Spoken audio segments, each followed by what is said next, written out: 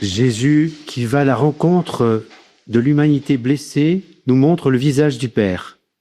Un Père plein d'amour, qui se rend proche, qui vient nous visiter, nous sauver, nous délivrer, nous guérir de tous les maux du corps et de l'esprit. En Jésus, Dieu est proche. Au bord de la mer de Galilée, le Christ a commencé son œuvre salvifique.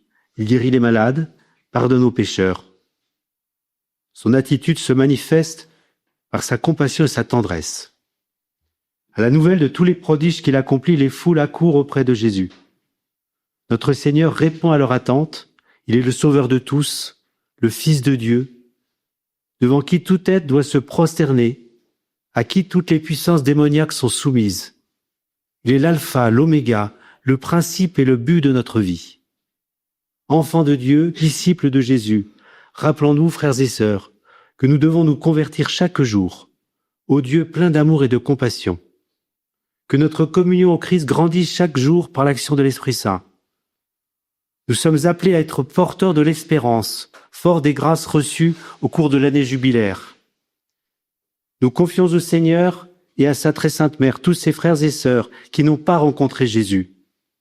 Nous les présentons au Seigneur dans notre prière matinale et à la Sainte Messe. Car notre prière n'est vraie que si elle est missionnaire. Que notre cœur uni au cœur de Jésus brûle de son amour. Nous prions en cette semaine pour l'unité des chrétiens, au sein de l'Église catholique et avec nos frères et sœurs séparés. Plus nous nous approchons du Seigneur, plus nous attirons nos frères et sœurs près de lui. Comme Jésus l'a dit, « Quand j'aurai été élevé de terre, j'attirerai à moi tous les hommes. » L'amour du Christ l'a poussé à accepter le sacrifice de la croix, à glorifier le Père, à attirer tous ses frères et sœurs à son amour.